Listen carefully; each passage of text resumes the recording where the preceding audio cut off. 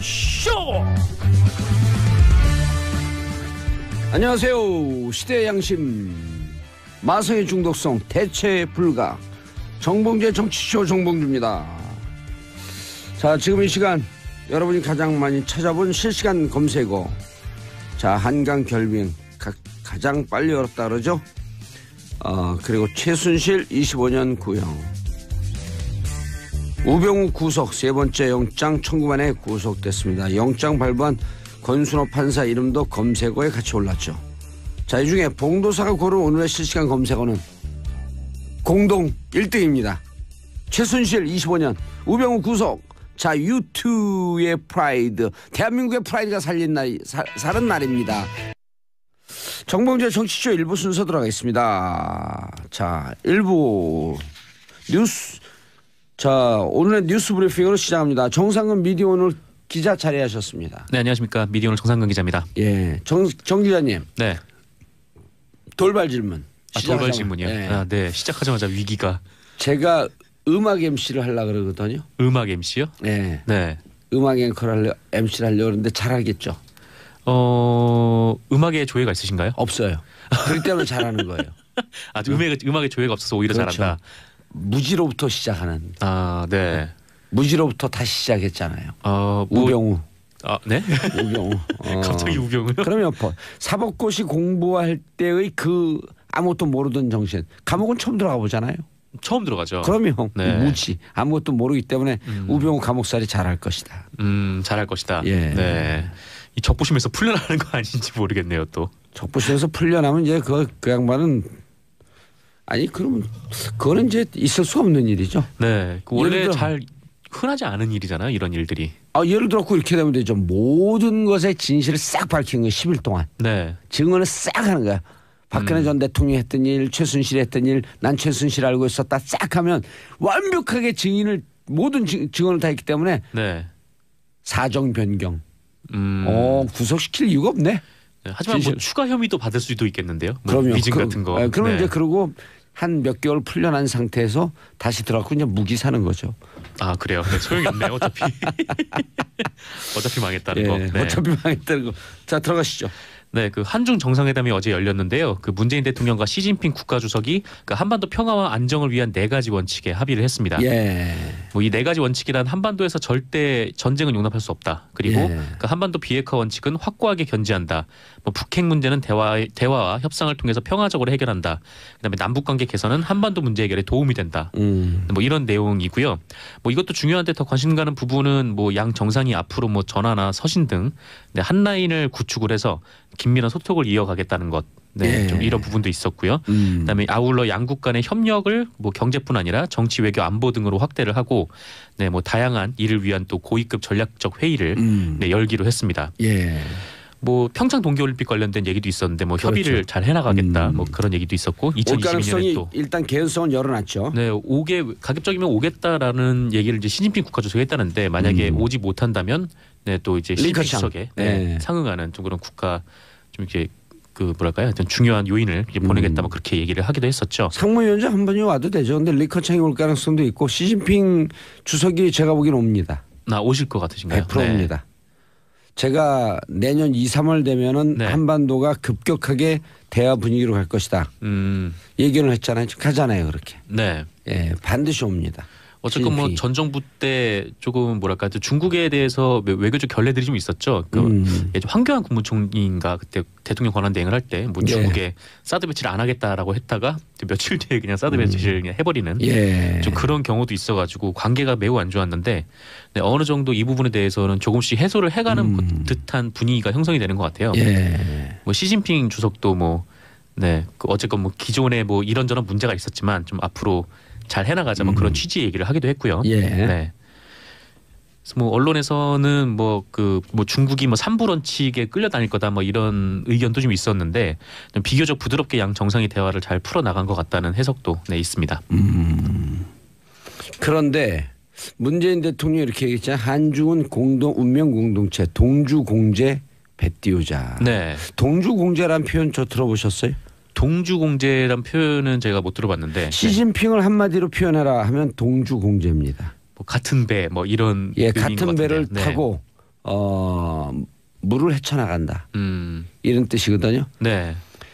같은 배로 그래서 시진핑이 가장 즐겨 쓰는 사자성어입니다. 아 그래요. 동주공제. 네. 문재인 대통령이 그걸 그 역으로 인용한 거죠. 어느 정도 뭐 준비를 좀 많이 했다라고도 볼 수 있겠네요. 네. with 혹은 together 이런 뜻이에요. 동주공제는 네. 함께 간다. 함께. 예. 그리고 이번 정상회담에 대해서 한마디로 표현하면 중국의 외교 정책이 그대로 드러났습니다. 네. 그게 바로 구동존이. 네. 이 얘기는 들어봤어요. 구동존이. 같은 점은 구하고 차이가 나는 점은 그대로 놔둔다. 네. 그러면서 즐겨 쓰는 표현이 이런 표현을 써요. 해결할 수 없는 것을 해결하지 않은 상태로 그대로 놔두는 것도 또 하나의 해결 방식이다. 사드 문제를 그렇게 그렇죠. 보고 있다는 거죠. 근데 그래서 이제 사드 문제 때문에 바짝 화가 나 있다가 네. 이제 너네 한미 관계 남북 관계 때문에 어쩔 수 없으니 더 이상 추가 배치하지 마라. 네. 그래서 일본하고도 계속 대화하면서 센카쿠 열도 갖고는 또 싸우잖아요. 네, 그렇죠. 늘 분쟁 지역 그냥 놔둬라. 근데 그거는 그것대로 이제 놔두고. 예. 네. 대만과도 원 차이나의 서로 주장이에요. 네. 원 차이나.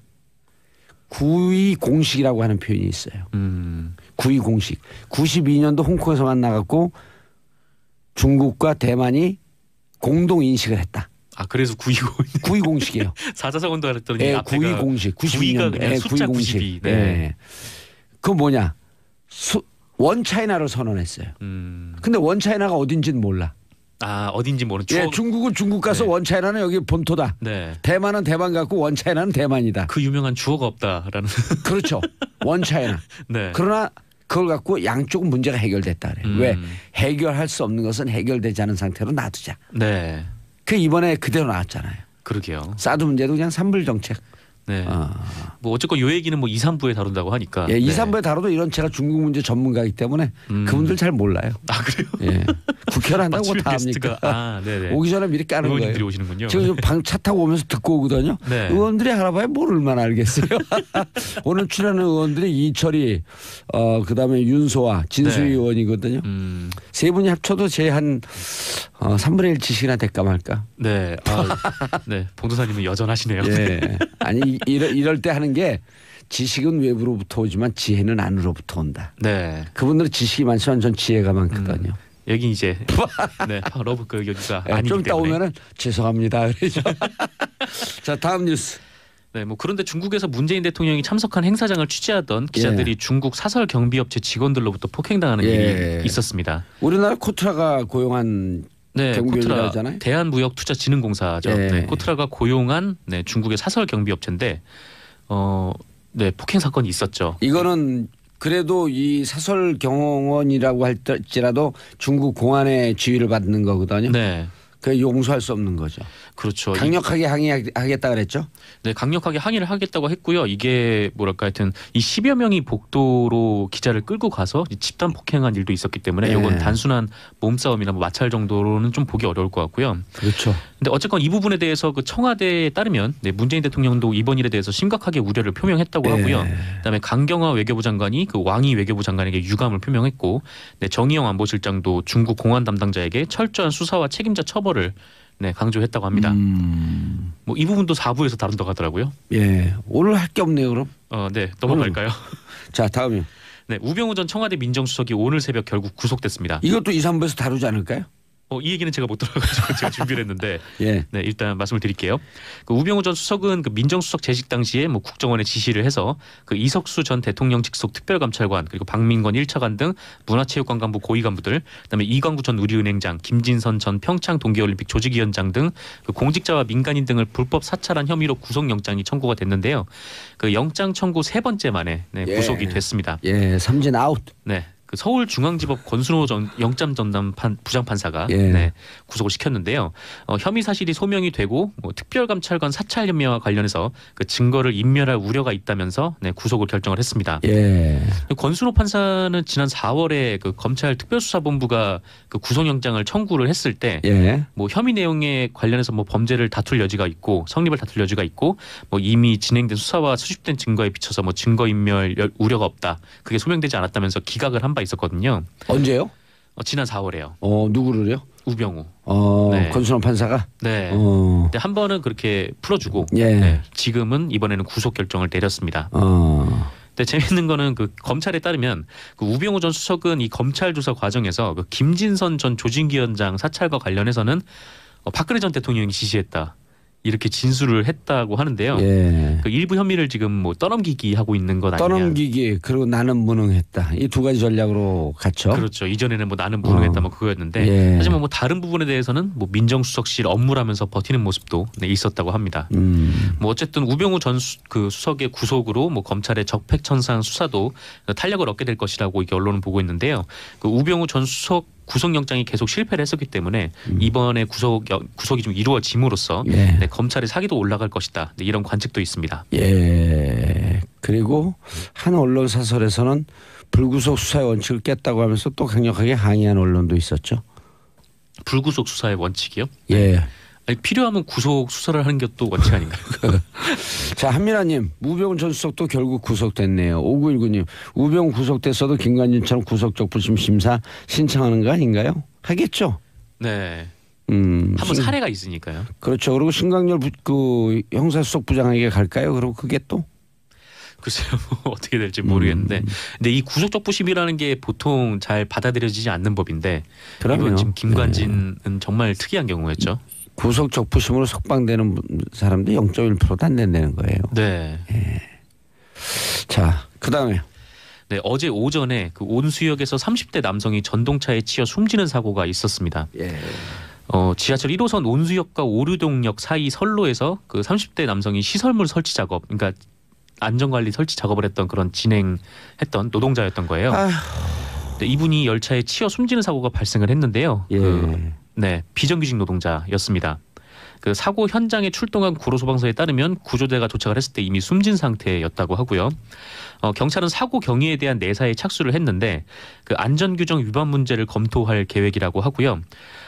근데 뭐 저희는 잘 모르지만 이런 사고가 굉장히 비일비재하다고 하더라고요. 예. 올해만 이 철로에서 작업을 하다가 뭐 이제 사고를 당하신 분이 4분 정도 된다고 하고 또 지난해 5월 구의역에서 네, 19세 예. 김모군이 스크린도어에 네, 그것 때문에 이제 숨지는 경우도 있었고 또 올해 6월에는 노량진역에서 50대 노동자가 네, 열차에 치여서 사망하는 경우도 있었는데 예.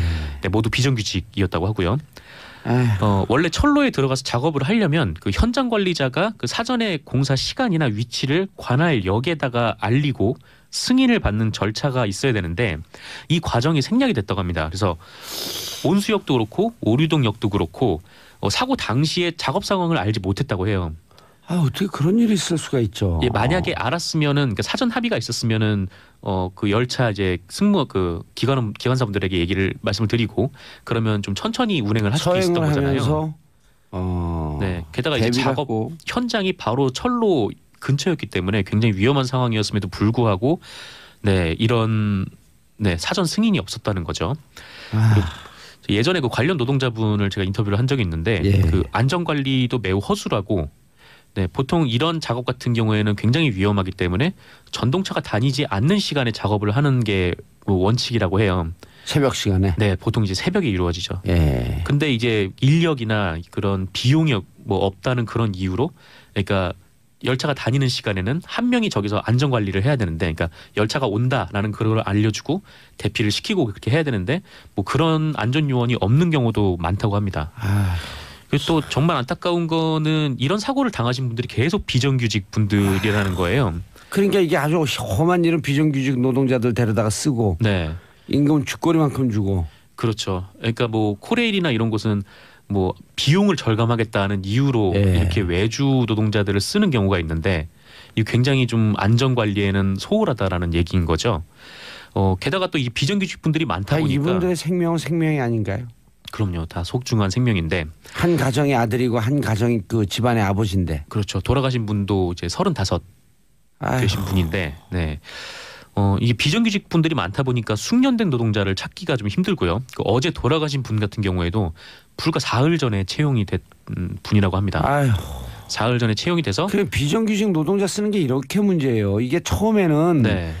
아주 싼 임금으로 썼고 좋은 것 같지만 결국은 오랜 시간이 지난 다음에 숙련된 노동자들이 없기 때문에 회사의 경쟁력이 떨어지는 거예요, 이만큼. 그렇죠. 사고도 많이 나고요. 예. 네. 아유. 정상근 기자 인사하시고 집에 가세요 그냥. 네, 저는 감사합니다. 2부 여의도 CF가 아니라 여의도 UFC로 돌아오겠습니다. 정봉재 정치쇼 2부 순서 들어가겠습니다. 자, 2부 여의도 UFC Ultimate Fighting Conference 무한 토론 투쟁. 뭐라 그러셨어요? 얼티메이트 파이팅 컨퍼런스. 무슨 따라서 하도 못해요? 자, 이철이 더불어민주당 오래간만에 자리하셨습니다. 안녕하십니까. 예. 롱타임 노씨. 롱타임 노씨요? 타임이 참 길대. 네. 자, 윤소아 정의당 의원님 자리하셨습니다. 예, 윤소아입니다. 지역구가 어디죠? 네, 목포입니다. 참 세발낙지처럼 생기셨어. 네, 다음에 꼭 사고 올라올게요. 비례 아니세요? 아니 이제 다음에 목포. 그 전에 목포에서 두 번이나. 그 지역구는 아니지. 제 지역구죠. 목포에서 계속 비례로 했는데. 되셨는데. 네. 전국을 대상으로 한 지역구입니다. 저도 비례예요. 자, 진수희 전 재선 네. 전 복지부 장관. 전체에서. 네. 지난주에 뵙고 또 뵙습니다. 예, 네, 고정 진수입니다. 출연이에요, 이제. 네, 네. 자, 한중 정상회담 외교 결례 홀대 어떻게 보셨어요? 한국당은 순방 중단하라. 언제부터 대통령이 저렇게 염려해 주셨나? 제가 오늘 먼저 말씀을 예, 드릴게요. 말씀하세요. 진수입니다. 왜냐하면 오늘은 보니까 좀 세게 하시죠. 여당을 저 혼자 상대해야 될 것 같아가지고. 예? 원래 여당 아니었었어요? 지금 1려 2야당이에요. 아니요. 정의당은 아니, 1여 2남 1여 3남. 아니 정의당은 저는 뭐 이중대라는 말을 별로 안 좋아해서 안 쓰겠습니다만 정의당은 그냥 제2여당인 것 같아서요. 오늘은 제가 다 상대를 해야 될 것 같아서 이번에 문재인 대통령 중국 방문하시니 한중 정상회담 전 과정이 시작부터 끝까지 저는 우리 국민들의 마음을 몹시 엄청 상하게 한 그런 해외 방문이었다 이렇게 생각을 하고요.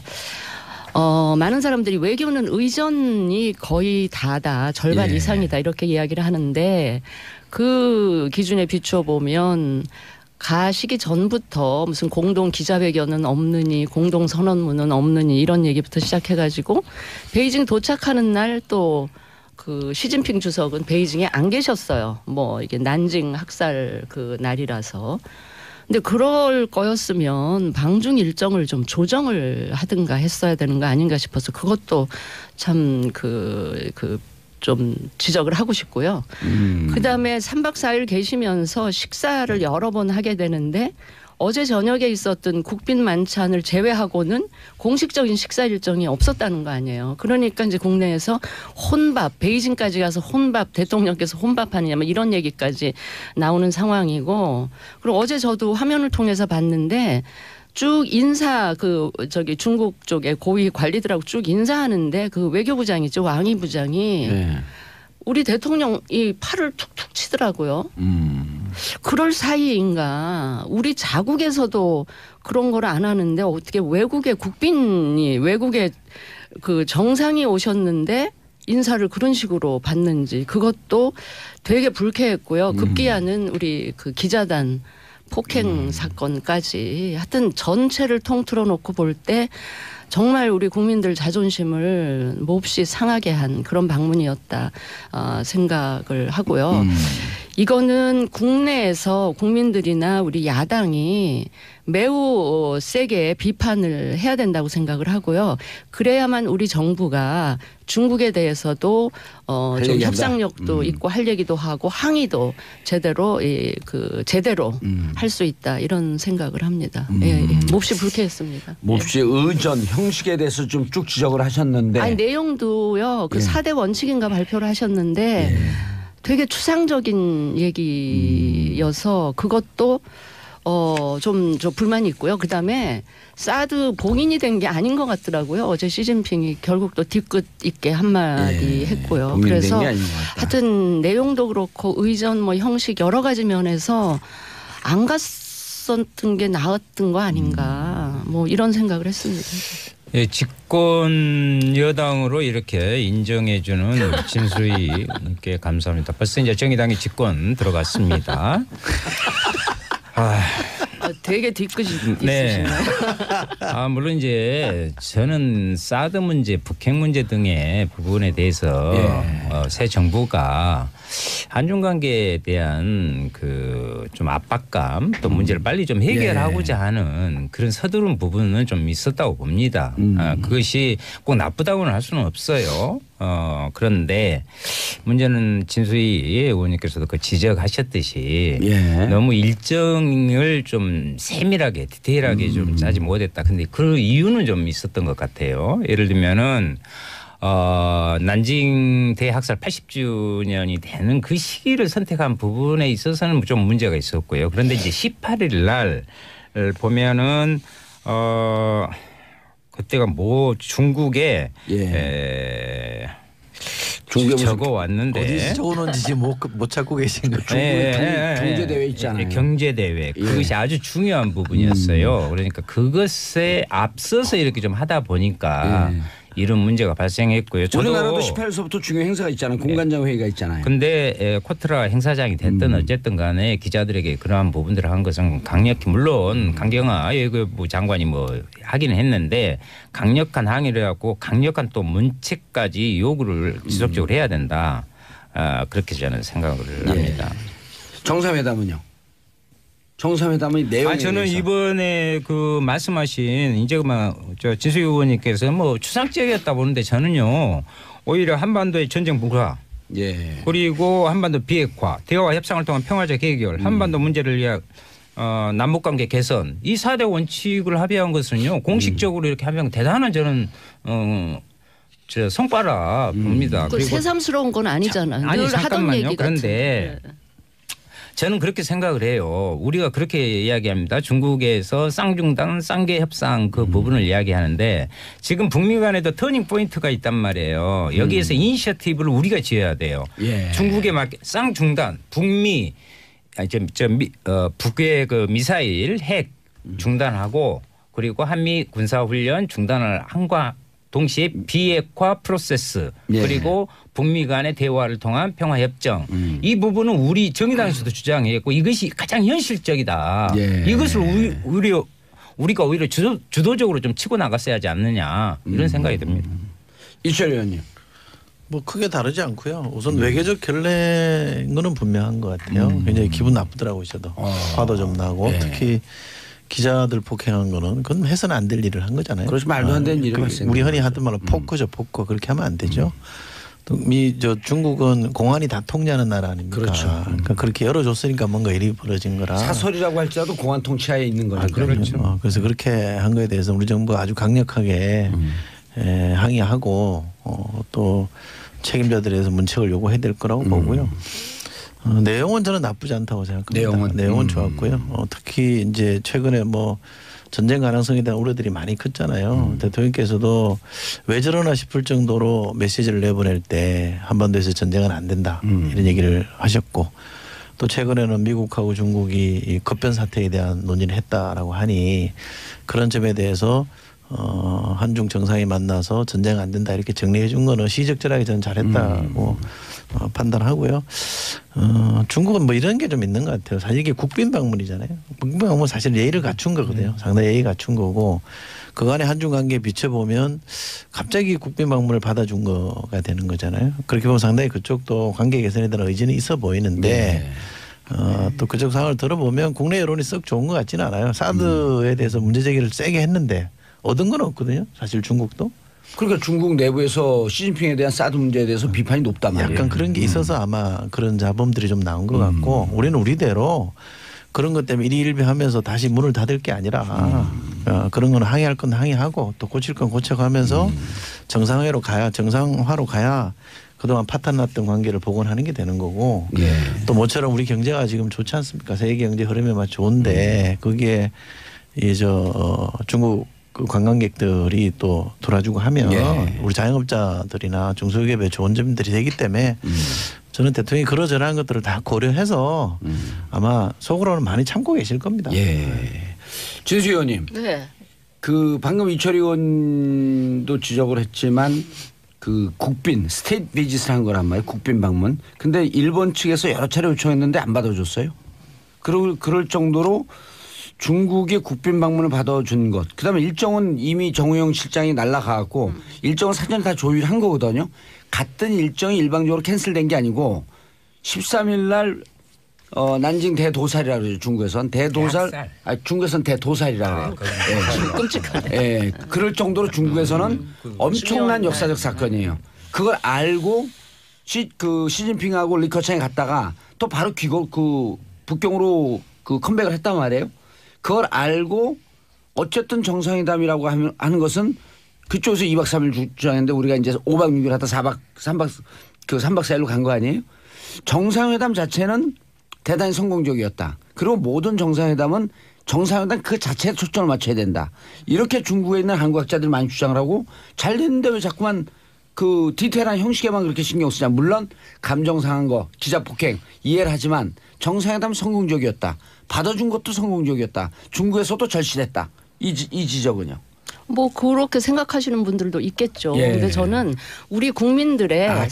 상식적인 수준이나 국민 눈높이에서 봤을 때는 국민들은 자세한 그 구체적인 회담의 결과나 이런 거는 또 별도로 하더라도 보여지는 별도로 모습 하더라도. 자체가 우리 국민들의 자존심은 엄청 상하게 그렇죠. 한 네. 거거든요. 아니 제가 왜 그렇게 네. 여쭙냐면 예. 일부 보수 언론에서 예. 대통령을 걱정해 주는 척하면서 결례다 하고 결국 실패했다고 하면서 내용도 같이 까거든요.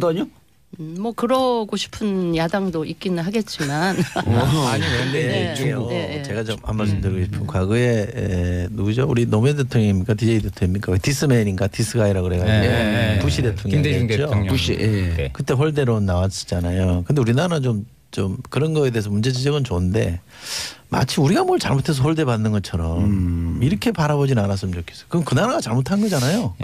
그죠? 미국 부시 대통령도 우리 대통령을 잘못돼 한 거고 이번에 중국도 우리 이 대통령을 비롯해서 방문단을 잘못돼 한 거죠. 그럼 그 나라를 탓하고 나무래야 되는데 어찌 하다 보면 마치 우리가 뭘 잘못해서 구려오게 하고 있는 것처럼 바라보는 게 저는 더 문제인 것 같아요. 근데 저는 그 뭐 식사 부분을 혼밥 이렇게 좀 보지 않았으면 좋겠고요. 오히려 접촉면을 좀 근데 뭐 일정 짠 사람 문제 있어요. 아니 새롭게 제가 해보자는 분이 더 문제는 오히려 일정 짠 사람 문제 있어요, 서도 없어요? 공항에 예. 내렸을 때 예. 외교부의 예. 그 차관보. 차관보급입니다. 예. 이름도 조리부장이에요. 대리라는 이름이 거죠? 대리? 조리입니다. 대행인가 뭐 그렇죠? 그래서 원래는 근데 그거는 오히려 국빈으로 초청해 놓고 영접을 할 때 예. 그러한 급으로 하는 것은 저는 외교적 근데 결례다. 이제 그런 그건- 것을 가지고 이야기를 해야지. 아니 그거는 이제 윤수아 의원님이 좀 그 팩트 체크 안 되신 것 같은데 콩시엔이라고 하는 차관 보가 나왔어요. 근데 차관은 누구냐면 우다웨이거든요. 우다웨이는 사직을 했어요. 그래서 그 비어 공석이에요. 공석이기 때문에 콩시엔이 차관보가 차관 대행이야. 그러니까 박근혜 대통령 갔을 때 차관 나왔는데 왜 이번엔 차관보가 나왔냐라고 우리 언론이 썼는데 그것 오보예요. 차관 대행입니다. 콩시엔이. 그래서 그것은 결례 아니에요. 콩시행 예. 조리부장. 예. 원래 조리부장 요리부장 대행. 말고 조리부장. 예, 원래 저 조리입니다. 부장이 장관, 부부장이 차관.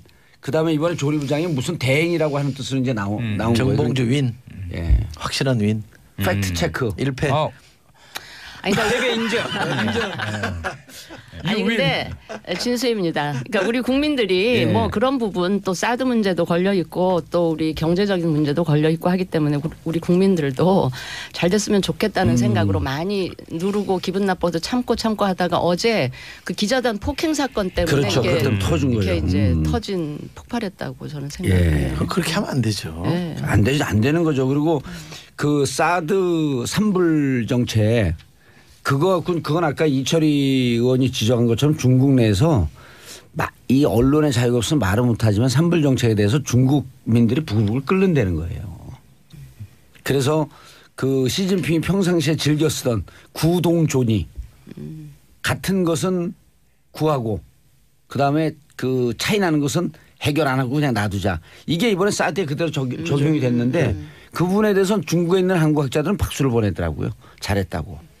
근데 한 가지 제가 더 지적을 하면 뭐 또 굉장히 지역적인 거일 수도 있는데 어제 그 폭행 사건 있고 나서 우리 외교부에서 그쪽 중국 외교부 쪽에 강하게 어필을 하고 하니까 그러냐 관심을 갖겠다 이 정도 처음에 대꾸를 한 것도 정말 기분 나쁜 게 우선 자국 안에서 그런 일이 있었으면 일단 유감부터 표시하고 그 기자의 폭행 정도나 이런 거에 대해서 관심을 이렇게 해야지. 맞습니다. 그냥 맞습니다. 관심 갖겠다.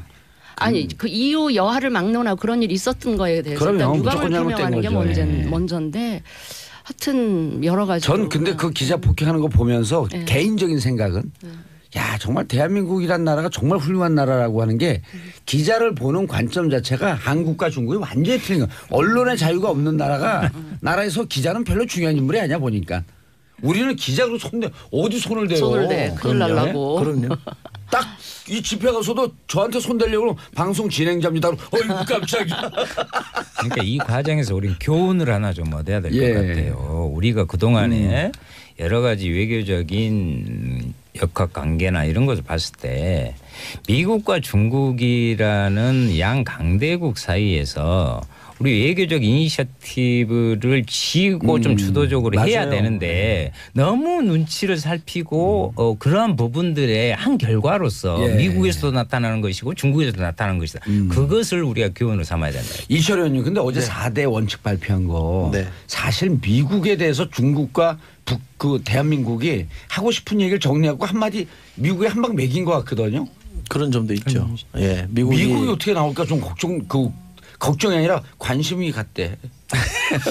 트럼프. 미국한테 제대로 얘기한 거 아니에요. 그렇죠. 미국이 이제 우리가 중국 가서 어떤 메시지를 내보내는지에 대해서 아주 예민하잖아요. 예민하게 지켜봤잖아요. 근데 뭐 표현 자체가 세진 않았습니다만 정리를 잘해서 내보낸 전쟁 거. 절대 안 된다. 그렇죠. 근데 지금 미국 조야에는 뭐 선제 타격이니 뭐니 해서 막 분위기들이 안 좋아지고 있다는 거잖아요.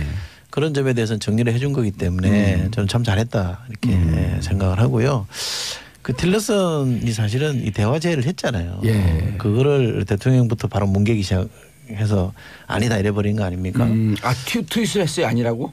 아니 백악관이 공식적으로 그거는 뭐 지금 대화할 때가 아니다. 대변인 대화할 때가 뒤집어 버렸어요. 묵살을 했죠. 그 나라도 참 어떻게 보면 참. 내가 보니까 그 틸러슨은 우리나라의 문정인 특보 같은 그런. 아니 근데 그렇게 이견이 있다 그러면서도 해고 안 시키는 건 투트랙 같아 보니까. 그런 점도 있죠. 그러면요. 역할 분담. 그런 점도 있죠. 역할 분담.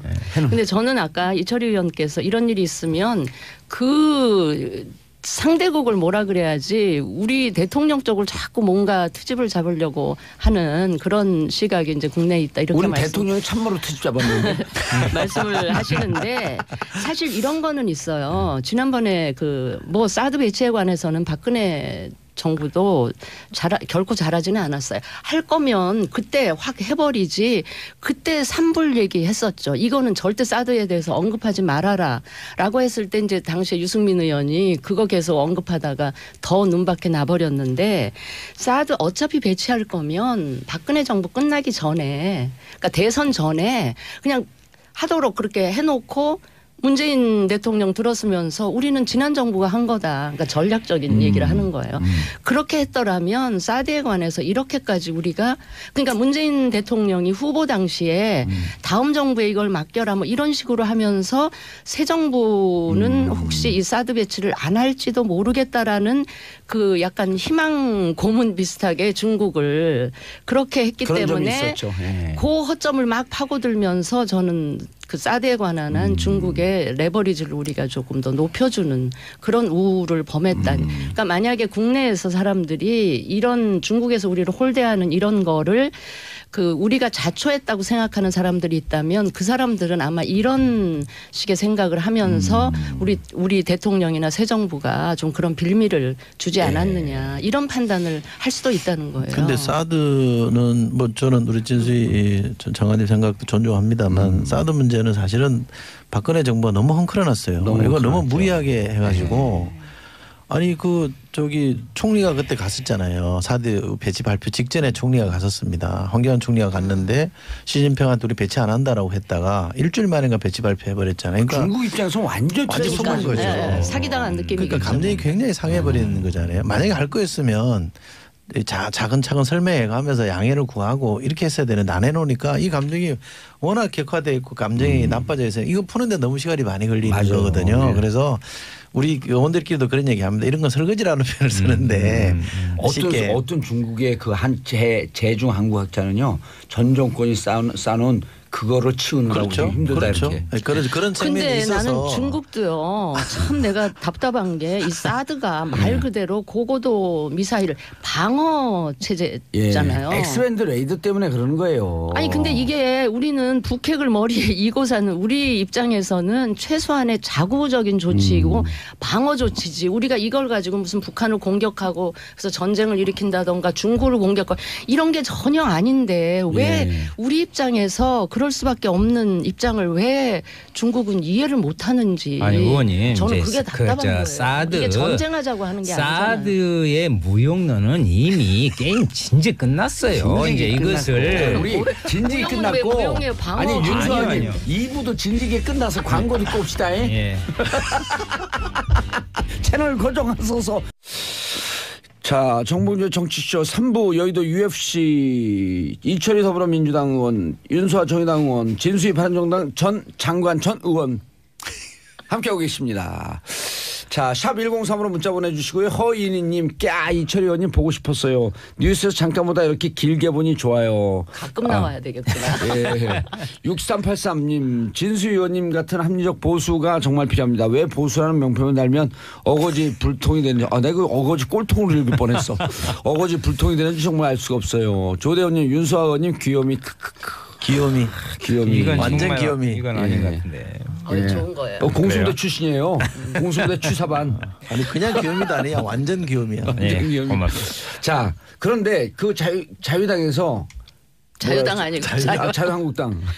자유롭게 무조건 말하니까 그렇게 자유당이 얘기하니까 맞아요. 한국당 분들이 안 나오잖아요. 한국당 나오는 대로 뭐 자유롭게 말해버리니까 자유당이라고 그러세요. 공수부대 취사병이 말이 많아. 아니 그런데 뭘 중단하라 그랬어요? 순방 중방 중단하라. 이건 뭐야? 그럼 국내 정치화 하려는 거예요? 진수 의원님 순방 중단하라. 그래서 뭐 화난 거는 알겠는데 그래도 공당이 또 우리나라 제1야당이 이런 식의 반응을 보이는 거는 좀 아닌 것 같고요. 저는 그거 만약에 순방 중단하고 돌아오면 북한하고 다를 게 뭐 있겠느냐 이런 생각을 했습니다. 왜요? 그러니까 순방 일정은 일정대로 하되 약속된 일정이니까 하되 그 과정에서 있었던 문제에 대해서는 예를 들면 기자단 폭행 사건이라든지 그런 거에 대해서 따질 거는 확실하게 따져서 사과받고 재발 방지 약속 받고 하는 거는 하는 거고 순방 일정을 중단하는 거는 좀 말이 안 되죠. 그런데 이제 저는 자유한국당 홍준표 대표님 참 이분 어찌했을까 참 아니 어째였을까? 예. 어제 일본에서 한 얘기요? 예. 일본 가서 뭐 또 했어요? 그리고 자유한국당에서 뭐 순방 중단하라 오늘 뭐 3시에 온다고 그러는데 오히려 일본 그 순방 중단하고 빨리 와야 할 사람이 홍준표 대표예요. 그 나라 망신시키고 특히나 우리가 갖고 있는 일본에 대한 우려점이 있잖아요. 네. 지금 아베가 계속해서 재무장을 추진하려고 하는 일련의 이 과정을 밟아가고 있는데 아베 만나가지고 정말 북핵 문제를 이야기하면서 힘 합쳐서 열심히 하자. 그리고 이까지 뭔가 그 자민당 간사까지만 그래서 저는 이런 이야기 하고 싶어요. 북핵 문제는 우리가 알아서 할 테니까 일본 너희들 재무장 하지 말고 가만히 있어라. 이렇게 하고 와야 되는데 거기에 그리고 뭐란 표현이냐.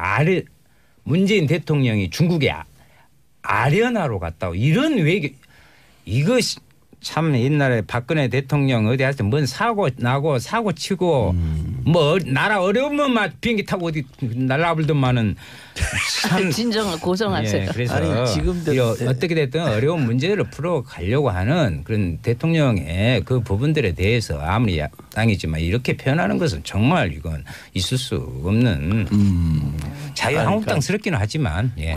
근데 이렇게 얘기한 건 좀 문제가 있네요. 홍준표 대표가 아베 총리에게 문재인 대통령이 시진성 주석에게 아련하러 가는 그걸 날. 아베한테 직접 얘기를 했다는 거예요. 네, 그건 아니 아니잖아. 홍준표 대표가 일본에서 그렇게 나중에 이야기한 했다는 거지. 아베 앞에서 그렇게 얘기를 하진 않았겠죠. 아베한테 설마. 했을 거요? 아베한테 아베 했다는 앞에서? 거지. 네. 뭐. 우리 정부 그러니까. 흉도 받잖아요. 그러니까 이런 정도로 아련이라 그러면 그 박근혜 대통령은 그 막루까지 올라갔잖아요. 그건 뭐예요 그러면? 그러니까요. 그러니까 이렇게 표현하면 안 되고요. 근데 이게 해외 나가게 되면 여든 야든 대한민국을 그럼요. 대표하는 그게 거거든요. 그걸 우선 생각을 해야죠. 그럼요. 이분은 좀 그 저건 막말보다 왜 저기 와서 막말이라도 하지 차라리. 아니 극우 정체성이 같은 분을 만나다 보니까 약간 흥분해갖고. 흥분해가지고 아, 그 정확한 분석이시네요. 충분했고 형 아니 아베가 좀 더 나이가 어린가? 공감합니다. 예. 많겠죠. 둘이 손잡고 쎄쎄쎄하고. 아 근데 비슷해요. 예. 성질이나. 뭐. 자, 그 이철원님 아까 말씀 네. 잠깐 하시다가 그냥 살짝 넘어갔는데 북한과 워싱턴에서 조회에서는 좀 전쟁하는 분위기 좀 걱정을 하고 있는데 틸러스는 또 조건 없이 without precondition 어떤 조건도 없이 대화하자. 어떻습니까? 지금 대화로 가는 겁니까?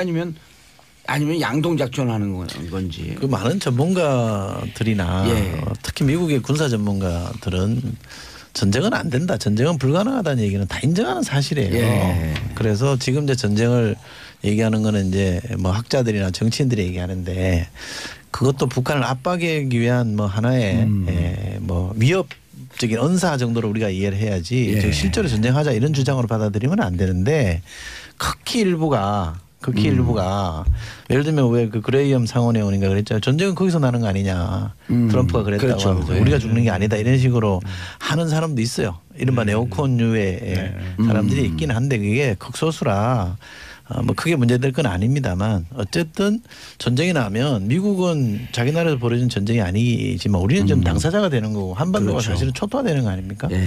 그래서 우리는 전쟁을 막아야 되는 노력을 끊임없이 해야 되는 거고 미국 대통령하고 제가 듣기에 미국 그 정부와 미국 대통령과 우리 간에는 전쟁으로 문제를 풀 수 없다는 것에 대해서 합의가 돼 있다고 제가 듣고 있습니다. 그래서 지금 나오는 거는 이제 일종의 강화 외교 차원에서 군사적 수단을 자꾸 언급하는 거거든요. 그런 정도로 이해하시면 될 거라고 저는 보고요. 예. 극히 일부가 자꾸 이렇게 추동해서 뭔가 분위기를 만들어 보려고 하는 거는 자꾸 이렇게 막아야 됩니다. 제지하고 못하게 해야 됩니다. 미국이 이미 북의 대화의 뜻을 전했다. 이렇게 아사히 신문이 보도했고 이번에 이제 그 유엔 사무 차장이 들어왔다 왔잖아요. 네. 뭐죠? 펠트만? 펠트만. 로드맨하고 좀 친한가요? 펠트맨 로드맨. 일단 맨을 좋아하네. 근데 이런 식으로 자꾸 가면 나는 김정은의 이제까지 김정은이 구사해왔던 그 전략 있잖아요. 예. 그 계속 성공을 확인시켜주는 그래서 계속 반복하게끔 만드는 그런 쪽으로 가지 않을까. 아니요. 뭐 이런 생각. 그런 우려도 일관되게 해요. 아니 예. 맞습니다. 북의 목표는 뭐였냐면 핵 보유 꼭 지위를 확보하는 것을 최대 목표. 그래서 뭐 남측에서 대화하자게 해도 털어버리고 하여튼 미국을 상대로 일정 정도 지금 종점에 자기들 목표는 우리가 원하든 원하지 않든 간에 네. 그 부분까지 왔단 말이에요. 그래서 이제 미국도 반응이 지금 오기 시작하는 거예요. 이미 완성이 됐다. 예, 그런데 물론 공식적으로는 인정 안 하지만 오히려 공식 인사들이 관료들이 핵 보유를 시사하는 발언을 계속 지금 하고 있잖아요. 그래서 저는 이 포인트에서 우리가 진짜 어떤 평화의 부분으로 전환하는데 이 부분을 해야 된다. 그래야 한반도 비핵화 부분들의 위기 관리를 할 수 있는 기회다 이렇게 생각합니다. 제가 알고 있는 것을 하나만 더 보태면 미국도 궁극적으로는 대화를 통해서 협상을 통해서 풀 수밖에 없다는 건 알아요. 그런데 그간에 이제 북미 대화가 몇 번 실패했잖아요, 그죠? 한 20년 동안 실패해온 게 있으니까 어설프게 협상하면 또 실패한다. 지금 북한의 태도가 적당해서도 얻어낼 거 얻어내고 또 뒤집고 하는 행태를 보여왔기 때문에 이번에 협상이나 대화를 통해서 문제를 풀 수 있으려면 최대한 압박을 해놓고 해야 된다. 이런 게 인식이에요. 그건 상당히 일리가 있는 지적입니다. 사실 들어보면. 알겠습니다. 대신 우리는 전쟁은 안 된다는 얘기는 우리는 해야죠. 그렇죠. 평창 올림픽에 미국 대표단은 공식적으로 파견하기로 최종 결정했고요. 그건 당연한 거죠. 그럴수록 미국이 보내야 맞죠. 예. 그게 동맹국을 대하는 자세 아닙니까? 근데 그 대통령이 중국에 가 계시니까 우병우가 구속되고 최순실이 25년 받고 이건 또 무슨 일이에요? 진수 의원님. 그거야 날짜가 공교롭게 그렇게 벌어진 거죠. 대통령이 대통령 뜻이 아니었어요? 대통령이 나가신 때를 맞춰서 그렇게 했겠어요. 제가 자유한국당 관점에서 한번 봤어요. 법원은 법원대로 자기 일정을 가는 거죠. 우병우 구속 될 거라고 예측했어요? 저는 예측 안 했어요. 아예 뭐 알아서 하겠지. 예측 불참, 예측 보이콧. 우병우는 뭐 이제 우리가 흔히 말하는 점잖은 말로 사필 규정이다 이런 건데요. 이번에 피해갈 수는 없었다고 저는 봅니다. 왜냐하면 이번에 피해가면 국민들이요 다시 촛불 들고 나오고 계신겠어요. 그리고 이제 최순실에 대한 25년형을 세요? 저는 뭐 형량 개인에 대한 형량의 문제가 중요한 게 아니고 뭐 들어갔다 나오셨기 때문에 그 형량에 되게 민감하게 봤어요. 그 형량 개인 형량보다는 이야기 좀 합시다. 여기 노동운동하다 나이 들어서 들어갔고 개별 형량의 문제보다는 국가적 대범죄 행위를 했잖아요. 이렇게 초유의 국정농단 사태를 벌이고 그렇기 때문에 이 부분에 엄정한 법정이 돼야 되고 이미 또 이와에 대한 문제로 3년짜리 저축해 놓고 있습니다. 그렇기 때문에 이건 추가 뜨는 거예요. 그렇죠. 그래서 거의 무기징역인 거네요. 법원에서 사법부에서 이것이 이제 박근혜 피고인하고 이재용 피고인 다 연결되거든요. 이런 부분에서 사법부의 엄정한 판단이 좀 요구되죠. 그럼요. 저는 최순실 형량에 대해서는 많다는 생각을 전혀 안 하고요. 이건 근데 놀래긴 솔직히 좀 놀랬죠. 바로 해야 됩니다. 유기징역으로는 최고거든 이게. 그리고 30년인데 30년은 안 때린다고요. 그리고 우병우 전 수석 구속건은 어제 제가 뭐 저녁 자리에 법조인이 3명 있었어요. 그 대체로 이렇게 얘기를 한번 들어서 전망을 해봤거든요. 워낙 잘 빠져나갔으니까 법꾸라지라 그랬잖아요. 그리고 그 판사 권순호인가요? 그러니까 소심파라 그러더라고. 근데 법조인들이니까 이제 그 판사의 스토리를 또 잘 알더라고.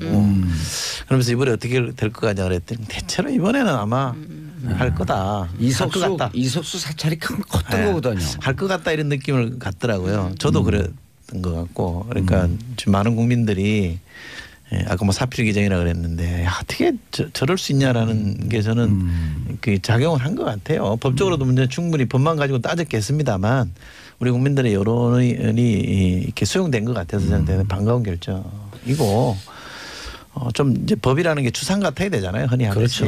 그렇게 법을 통한 이게 추상 같은 기강을 좀 세웠으면 좋겠어요. 저는 근데 참 이번에 보면서 저 좀 봐봤어요. 왜냐면 그 최후 진술을 하잖아요. 거기서 세상에 25년형을 받은 피고가 다른 말 안 하고 1,000억 원 여기 사회주의 국가냐고 1,000억 원 그 벌금. 여전히 돈에 관해서. 난 돈 이야기 듣고 세상에 25년 받은 상황에서 지금 1,000억 원 돈 걱정하냐 이 말이에요. 그리고요 1,000억 원이 아니라 우리가 23회 1,700만 명 해야 그냥 상식적으로 10,000원씩만 해도 1,700억 원 정치적 피해 보상 해내야 돼요. 그런데 그 돈에 집착하는 거 보면 그러니까 그렇게 국정농단 했다는 걸 스스로 증명하는. 그리고 노회찬 대표가 잘 정리하셨어요.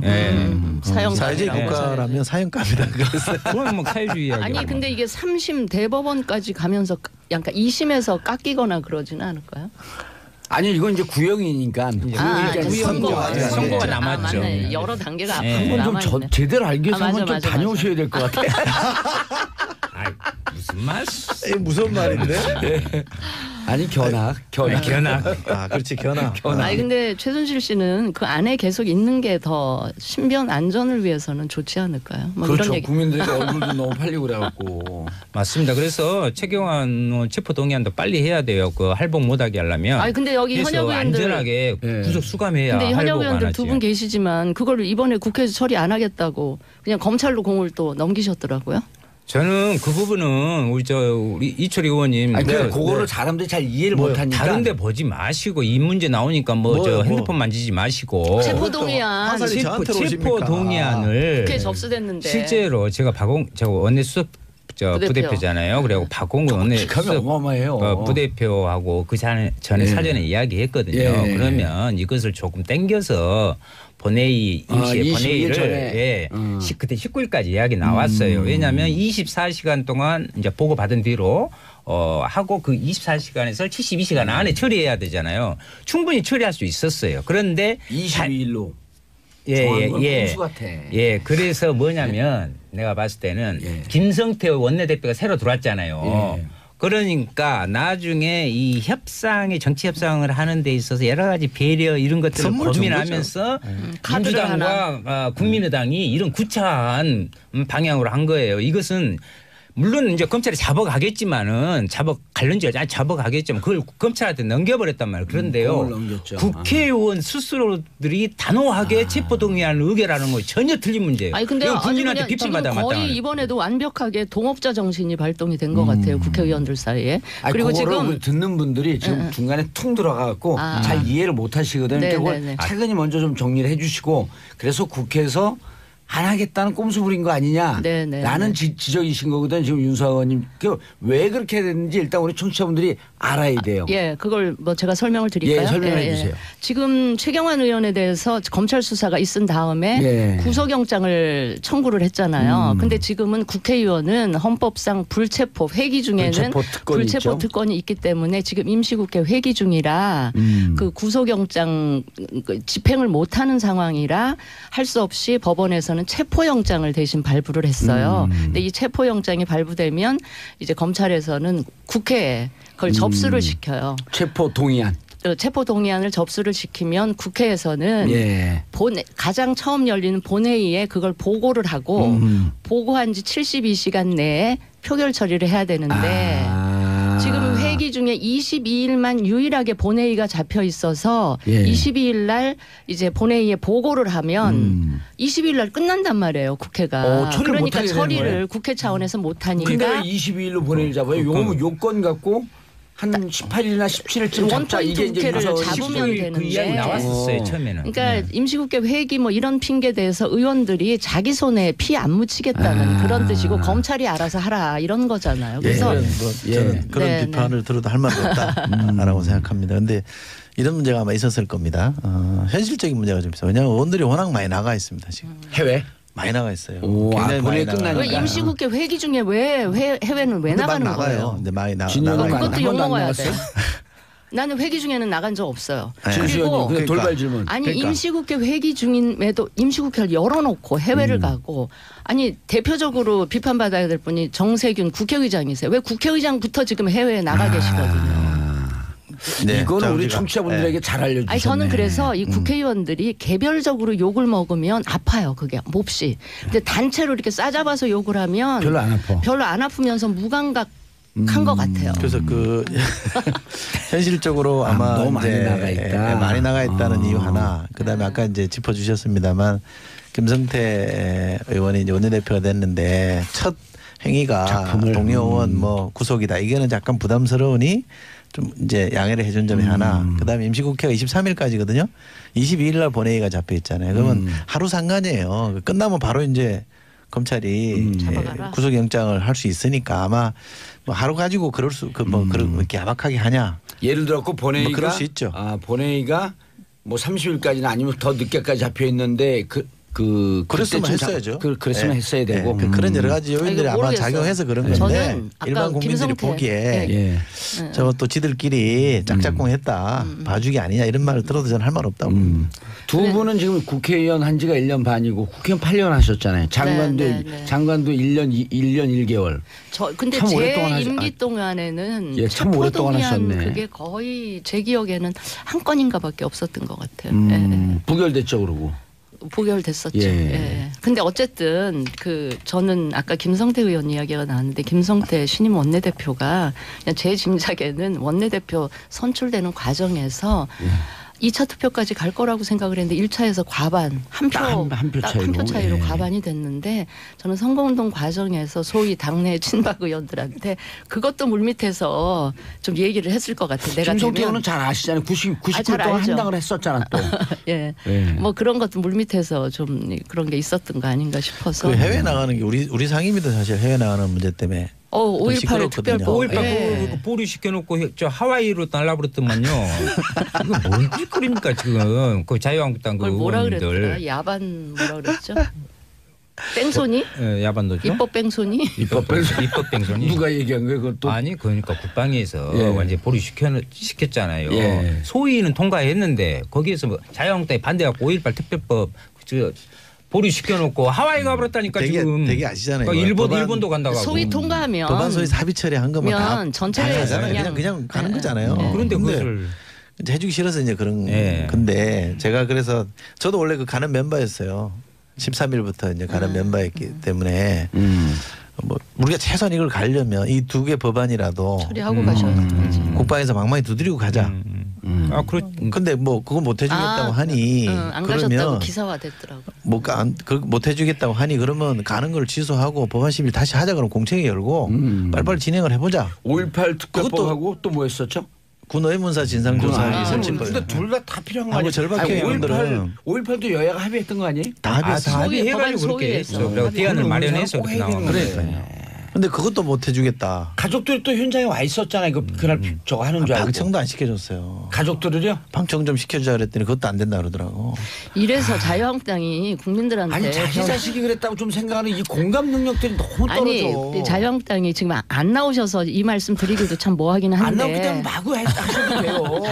아니 자유한국당이 정부 여당에 대해서 제대로 견제하는 게 먹히려면 해야 될 거는 해주고 협조할 건 협조하면서 반대할 거 반대하고 견제할 거 그러죠. 견제해야 네. 그 견제에 국민들 힘이 보태질 수가 국민들이 있는데 동의를 하죠. 그래야지. 그러니까 근데 이렇게 사사건건 하나부터 10까지 이러니까 그래서 저희들이 지금 국민의당이랑 바른정당이 힘을 합해서 좀 제대로 된 아니에요. 여긴 정의당이에요. 제대로 된 아니 막 저 집권 여당 만들어 불고 뭐 바른정당 바른정당 안 가요 저. 아니 바른정당이 바른정의당 되게 아 그래 자연스럽게 통합 뭐 이야기합시다. 그럼. 아니 그러니까 자유한국당이 제대로 아니, 그 진행 야당 욕심까지 노릇을 있어요. 못하니까 아니, 뭐. 우리가 제대로 된 야당 노릇을 한번 죽겠네. 해봐야 되겠다. 정의당을 이렇게 생각을 풀면 합니다. 바른정당 아니에요? 바른정당이네 정의당. 영어로 하면 같아요. 아니 그러면은 바른 정당하고 국민의당이 합치면 바른 국민들만 모입니까? 바른 국민의당 만들어가지고 제가 봤을 때는 아니 그 정의당 당원은 다 가야겠네. 바른 국민이니까. 아유 좀 모르겠어요 저는. 아니 우리가 합하든 말든 무슨 무슨 왜 그렇게 상관이세요? 통합해? 목을 매요 지금 시기에? 제대로 아니, 야당 하려고. 아니지. 제가 봤을 때는 6월은 다가오고 뭔가를 지금 해야 되고 또 안철수 대표는요 지금 대권에만 필이 확 꽂혀가지고 한 다음에 그 다음에 보수들의 전체 부분에 후보가 되고자 하는 거기 지금 5년 후를 계산하고 지금 이걸 천만의 말씀이에요. 그러니까 엊그저께 부산에서 목도리 유승민, 동맹까지 하고 아니. 그러니까. 아니 유승민 후보가 엄연히 있는데 왜 안철수 후보가 당연히 이쪽에 후보가 될 것처럼 얘기하세요? 안철수 후보는 예리한 그렇게 지적이 그런 있었어. 욕심을 가지고 계속 하고 있다. 아니 그 욕심이 아니라 본인 그 야망이죠, 희망이죠. 아 그리고 그걸 왜 뭐라 그러세요? 국민의당도 이미 예. 거기 한 지붕 세 가지로 제가 김경진 중에 의원 예. 오면 한번 물어보려는데 뭐 구당초? 내가 구절초는 내가 이야기 들어봤는데 아 그건 약으로라도 써.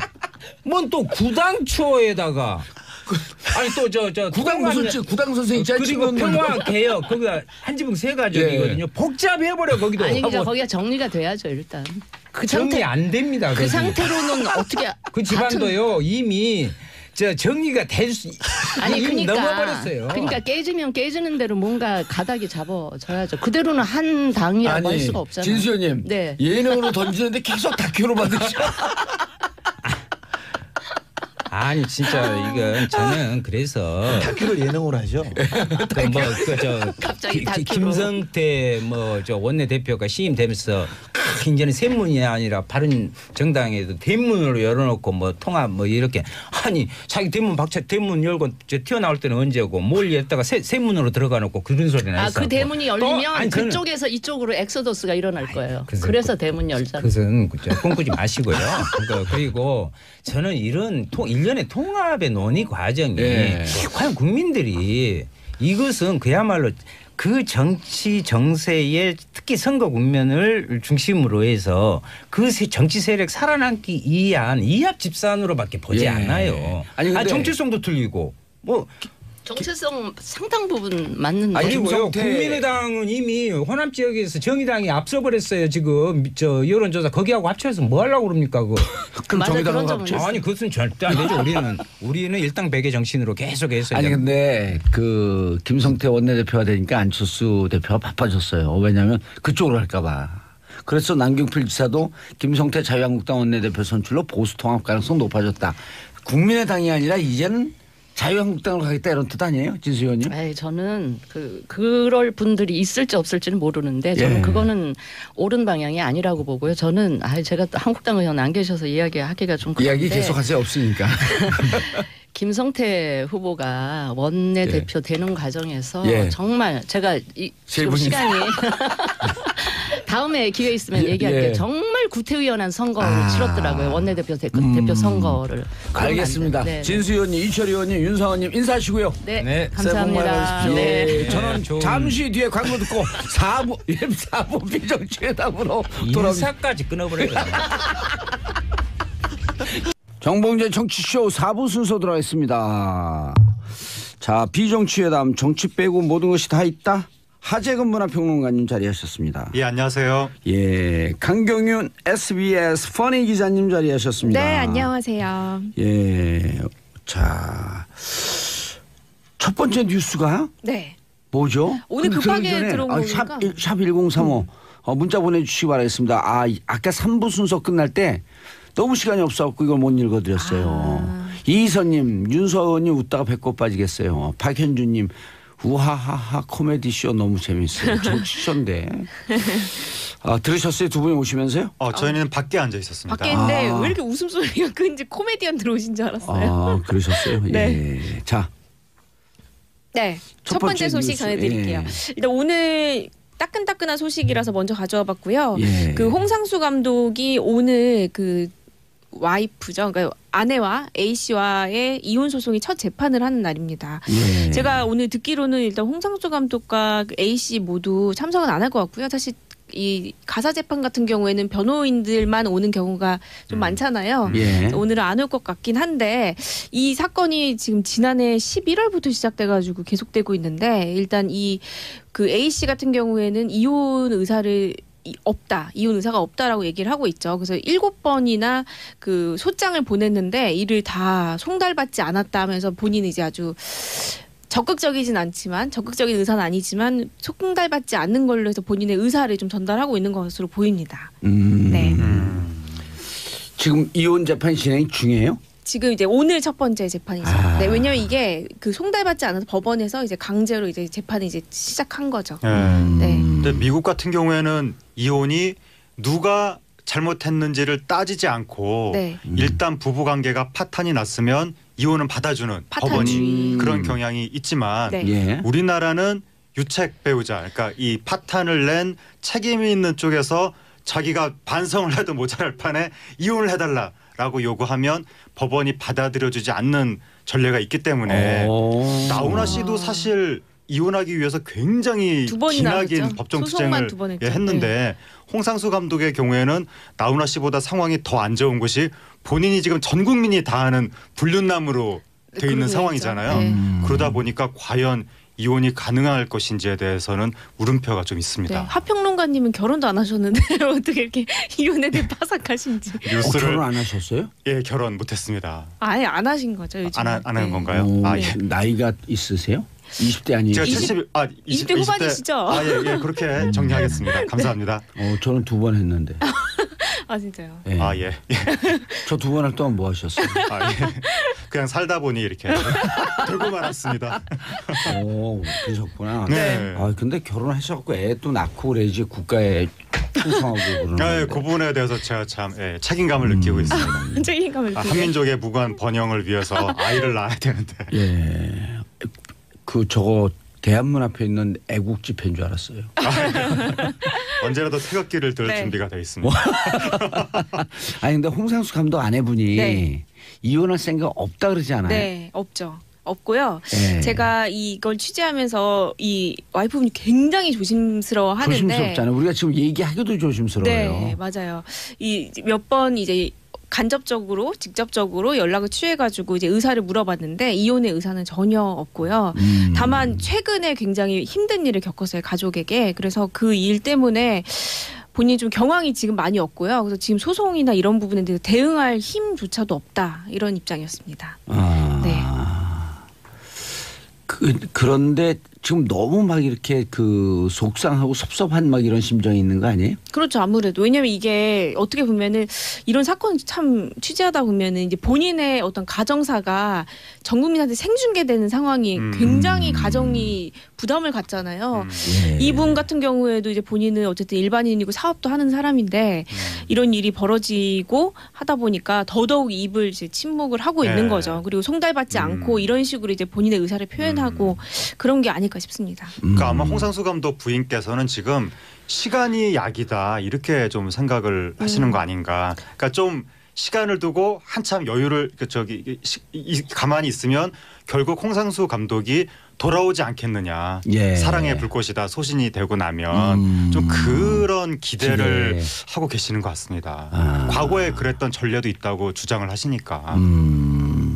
과거에 전례가 있대요. 그러니까 그 홍상수 감독 부인이 그렇게 주장을 하죠. 과거에도 홍상수 감독이 한번 이제 다른 여성하고 어떤 그런 어떤 불꽃이 타올랐던 예. 적이 있었는데 돌아왔었다. 알겠습니다. 그런 인터뷰를 했었습니다. 이게 자꾸 이제 이게 대중의 관심사이긴 하지만 이게 가정사 아니에요. 네, 그러니까 조심스럽습니다. 무척 조심스러워서 원래 저는 이런 조심스러운 거 계속 하고 싶거든요. 근데 우리 작가분들이 위험하다고 빨리 한다고. 네. 저는 조심스러운 걸 너무너무 하고 싶어요. 네. 감옥도 다녀오셨죠. 감옥은 뭐 수시로 갔다 왔죠 뭐.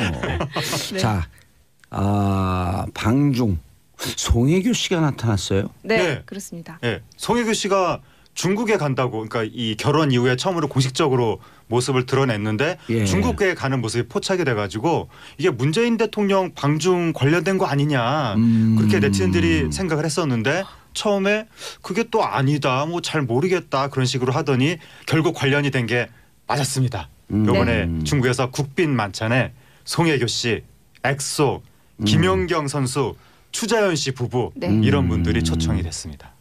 김혜교. 송혜교. 송혜교. 죄송한데 오늘 되게 정봉 지금 몸이 선생님이 빌릴 거예요. 송혜교, 엑소. 김혜경 처음 들어보는데. 그랬어요? 추자연, 김연경. 네.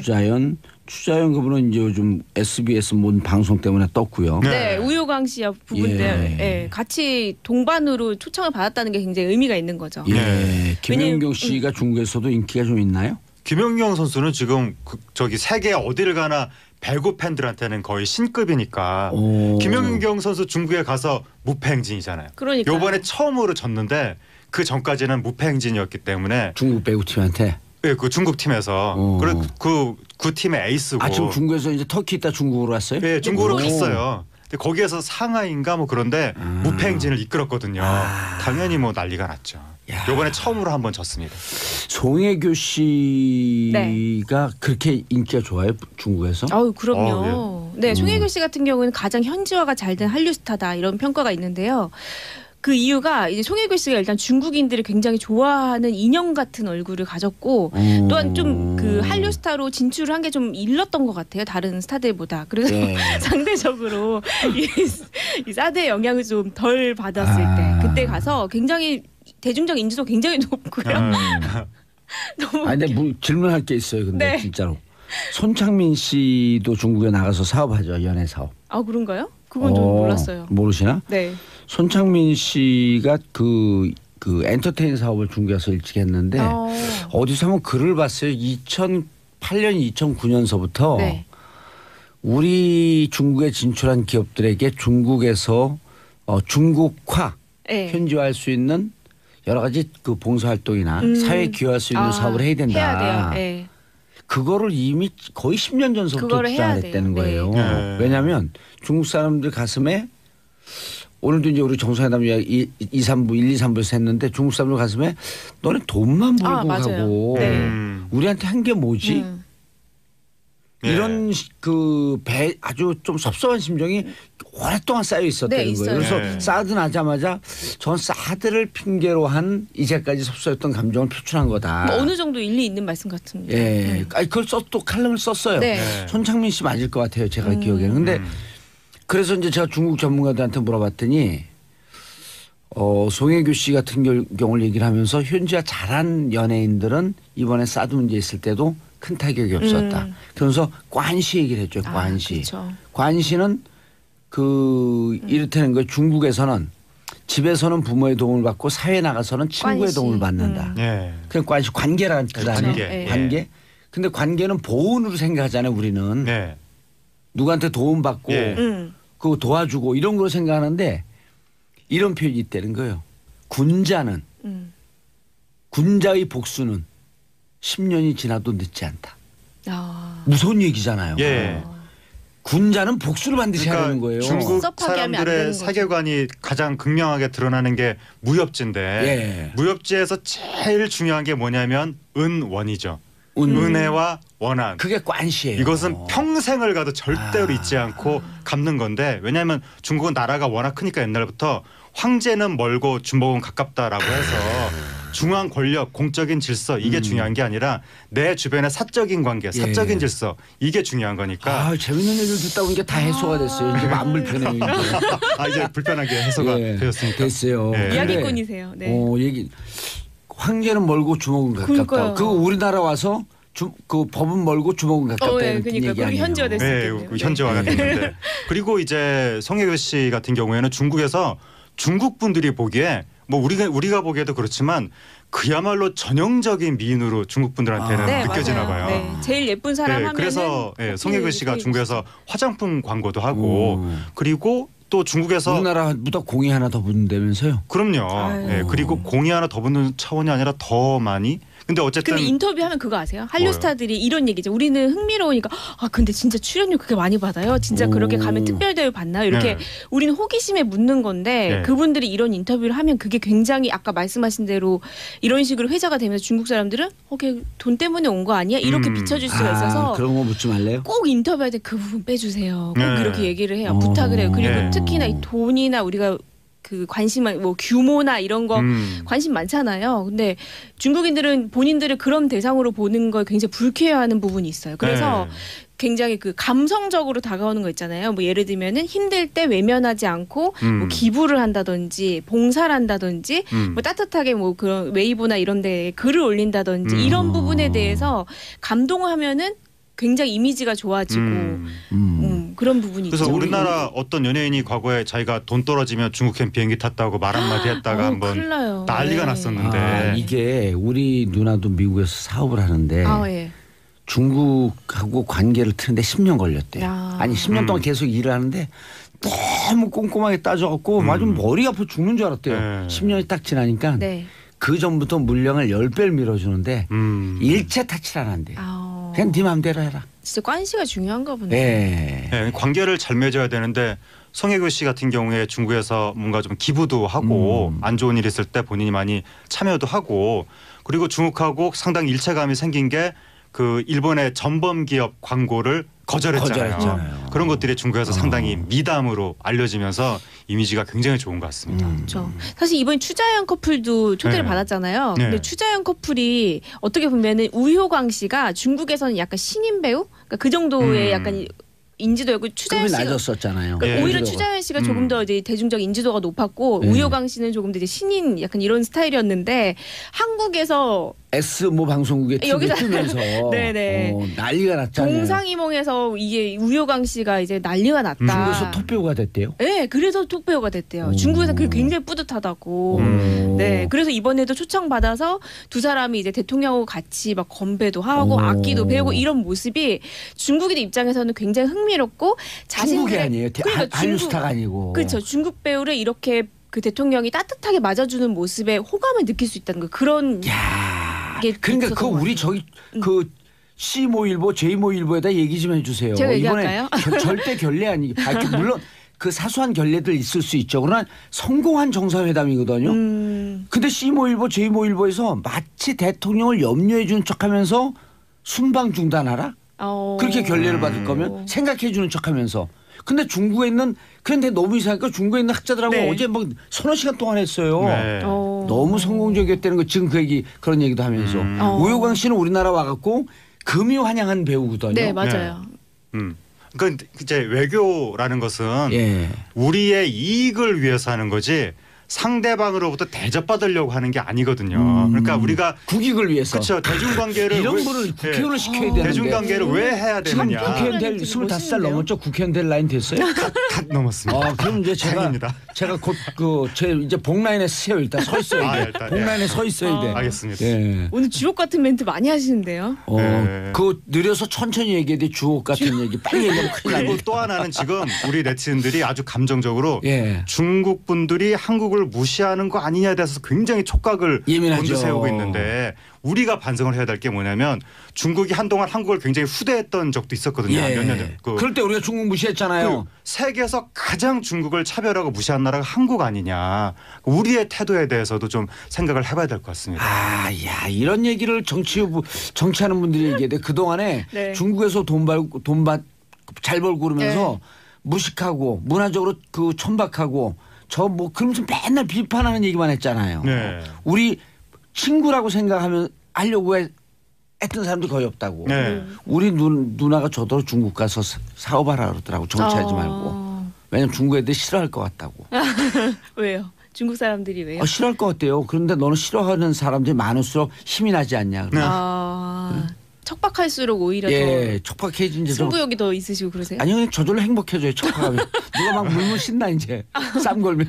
그 중국 분들이 네. 듣기 싫어하는 전형적인 단어 있거든요. 예. 짱 X, 짱 XX 예. 두 개 있거든요. 짱으로 예. 시작하는 거. 음. 그거 굉장히 안 좋은 차별적인 표현인데 예. 우리가 그런 말을 일상적으로 그냥 막 합니다. 근데 쌍중단 양괴 병행 양괴 괴 예. 짱. 어떤 뭐 그렇게 되는 건데 네. 어쨌든 그런 표현이 옛날에 중국 분들이 잘 몰랐다가도 요즘에는 우리나라 인터넷 표현이 다 번역이 돼서 중국어로 그럴 알려지기 뿐만 때문에 아니라 쟤네 중국 사람이라고 탁 돌아봐요. 중국도 알아들어요. 네, 중국어거든. 중국어. 중국어니까. 네. 그래서 여기 어디 우리 이제 명동이나 가다가 중국 애들 많이 왔네. 그럼 그 일행이 한번 제가 그렇게 얘기했거든. 중국 애들 다시 들어왔네 했더니 한 30명이 동시에 쳐다봐요. 자기들 비하하는 발언 하나 해가지고. 그래서 제가 딱 쳐다보길래 워샹니에 보고 싶었다. 싫합니까? 싫어해요. 오. 명동에서 깜짝 놀랐어요. 그래서 절대 그렇게 하지 말라고. 왜냐하면 인종 비하처럼 들리는 거예요. 이게. 그런데 네. 자 이렇게 이제 한류 스타들 참여해서 중국 국민들이 네. 우효강 중국말로 뭐라 그래요? 위샤오강이라고. 위샤오강. 위샤오강. 네. 위샤오강. 예, 그렇게 이번에 문재인 대통령이 그렇게 말을 하는 게 뉴스에 나오더군요. 위샤오강. 예, 그걸 또 흘려 듣는 강 기자가 있냐 하면 그것을 제대로 듣는 또 우리 하 기자가 왜냐하면 옛날부터 이상했거든요. 왜 채림 씨 남편은 자오쯔치인데 네. 추재현 씨 남편은 우효광인가? 네. 왜 누구는 한문을. 중국식이고 누구는 우리식인가? 계속 옛날부터 이상해가지고 예. 이번에 위샤오광이라고 뉴스에 나오는 순간 예. 귀에 딱 꽂히더라고요. 그게. 원색이라고 우린 배웠잖아요. 근데 요즘 위안스카이. 요즘에 또 위안스카이, 마오쩌둥. 손문을 기점으로 해서 그 이전은 옛날에 우리 부르던 식으로 부르고 네. 네. 손문 이후의 인물들은 중국 표현으로. 예. 근데 예. 또 성룡은 성룡이고 주윤발은 청룡이 주윤발이고. 우리가 모르니까요. 하여튼 막 뒤섞여 있습니다. 예. 자, 강 기자님. 그런데 네. 이런 훈훈한 분위기에 네. 찬물을 끼얹는 사건이 발생됐어요. 네, 중국 네. 코트라가 고용한 사설 경호원들인데 네, 그렇죠. 이 사설 경호원들 일단 들어가는 순간 많은 전문가들이 중국 공안의 통제와 지휘를 받는다. 네. 그럼 중국 공안이 사실은 방치했다 이런 얘기거든요. 그런 논란이 지금 있죠. 사실 지금 아직 조사가 정확히 진행되지 않아가지고 사실관계는 조금 더 파악을 해봐야 될 것 같은데요. 이제 어제 있었던 일인데 그 이제 문 대통령이 이제 들어가서 행사를 하고 있었고 이제 거기에 대해서 이제 청와대에서 같이 간 이제 청와대 출입 기자들이 중국에서 취재를 하려고 하고 있었는데 경호원들이 이제 제지를 했고 그 과정에서 조금 이제 좀 이렇게 좀 언성이 높아진 가운데 H모 기자가 일단 먼저 뒤로 넘어졌고 그 넘어뜨린 거에 대해서 항의하는 과정에서 이제 2차적인 폭행이 있었다 해서 어제 동영상이 한창 온라인상에서 뜨겁게 이슈가 됐었죠. 네. 그런데 네. 사실 이제 중국 경호원들 입장에서는 좀 의아하긴 했을 거예요. 왜냐하면 막으면 중국 기자들 막으면 안 간다는 거예요. 언론의 자유가 이렇게 발달된 나라가 아니기 때문에 네. 막으면 공안이 막으면 알았다 그러고. 근데 우리 기자들은 뚫고 가잖아요. 사실 이게 비표를 보여주고 내가 이렇게 한국에서 같이 온 대통령 함께 온 기자다라고 얘기를 하면 우리나라 같은 경우는 아마 통용이 됐을 것 같아요. 큰 무리가 없었을 거예요. 우리나라는 언론의 자유가 보장된 나라이기 때문에 기자들에게 손을 댄다든지 집회 현장에서도 기자 막는 것 때문에 뭐 사람들이 다 달겨들었고 경찰한테 뭐라 그러잖아요. 그렇죠. 근데 사실 이게 어떻게 보면은 이 중국이란 나라에서 기자를 어떻게 대하느냐를 좀 볼 수 있는 부분이기도 하고 우리나라 입장에서는 아니 그런 말 있잖아요. 욕을 해도 내 가족은 내가 욕을 하지 밖에 나가서 맞고 오면 엄청 화나잖아요. 그런 것처럼 국민 정서도 지금 딱 그런 것 같습니다. 우리나라는 옛날에 유신 철권 통치 때도 기자분들은 통금 이런 거 영향 안 받고 그냥 쫙 하고 통과하고 그랬던 전례가 있어서 기자들은 안 받았군요. 그렇죠. 특히 방송 기자들은 그때 그거 받은 게 있어요. 네. 봉투요. 하여튼 뭐 봉투도 많이 받고. 아니 누구 부고 있으면 부고 봉투. 요번에 그 기자 폭행 사건 관련해서 확실하게 알 수 있는 것은 중국은 분명하게 권위주의 국가다. 언론 자유가 없는 나라다. 그리고 기자들도 많이 때렸답니다. 이제 다른 기자들도 그 전부터 이 경호 공안 이쪽 계열에서. 그래서 이번 사건이 일반적인 그런 권위주의 배경화에서 다른 나라 기자 맞듯이 똑같이 맞은 것인지 아니면 특별히 한국을 골라서 무슨 뭐 악감정이 있었던 것인지 사실관계를 모르기 때문에 지금 벌써 우리가 너무 과도하게 예단을 하면 안 될 것 같습니다. 근데 일단 기분 나쁘죠. 뭐 다른 사람도 맞았는데 우리도 맞았다 그래도 기분 나쁘고 우리만 특별히 맞았다 그래도 기분 나쁘고. 기분은 매우 나쁜데 이게 좀 이 감정적으로 대응을 할 사안은 아닌 것 같고. 그러니까 어떤 분이 네티즌 댓글을 봤더니 화내지 말고 그 경호원들 불러다가 각 한 명씩 우리 10명 달라붙고 때려주고 보내자. 그럴 정도로 국민들 감정이 지금 안 좋아요. 그러니까 중국이 옛날부터 좀 우악스럽긴 합니다. 제가 중국 역사 책도 한번 쓴 적이 있었는데 중국 역사를 좀 훑으면서 느낀 것은 중국은 권력이 굉장히 무서운 나라다. 우리나라보다 훨씬 무섭다. 그런데 중국 사람들이 제일 무서워하는 중국 공산당 장정할 때도요. 한국 독립군들 제일 무서워했잖아요. 가장 용맹한. 숫자는 적은데. 우리나라가 싸울 때는 또 진짜 무섭게 싸웁니다. 이번에 그 범죄도 심해요. 조선족 조폭 살벌해. 왜 도끼를 갖고 싸워. 중국은 권력이 엄청 무섭습니다. 권력이 민을 대하는 태도가 상당히 고압적이고 이번에 단적으로 느꼈어요. 수천 년 동안 쌓여온 것이기 때문에 그 부분은 우리도 좀 어떤 인지는 해야 될 것 같습니다. 권력이 무섭다. 우린 또 우린 제일 무서운 게 촛불 아니에요. 그렇죠. 우리는 사실 그렇죠. 중국 우리나라 무서운 게 2002년도에 연인은 한 700~800만이 나왔다 다시 집으로 갔잖아요. 제가 국회의원 때 가니까 그쪽 사람들이 관료들이 어떻게 그렇게 많은 사람들이 나왔다 조용히 집으로 돌아가요. 많이 나오면 무서워해요. 많이 너무 무서워하죠. 그리고 제가 중국어 배우는데 중국 사람들은 이런 얘기하는 것조차를 되게 두려워해요. 맞아요. 자, 두 분 인사하시고요. 네, 감사합니다. 자, 오늘은 공개방송하는 날입니다. 공개방송 당첨되신 분들은 잠시 후 2시에 1층 로비 락 스튜디오에서 만나요. SBS 라디오 페이스북 라이브로도 생중계됩니다. 자, 평화를 사랑하는 대한민국 국민 여러분 감사합니다. 땡큐 피스 코리아. 저는 내일 11시에 다시 찾아뵙겠습니다.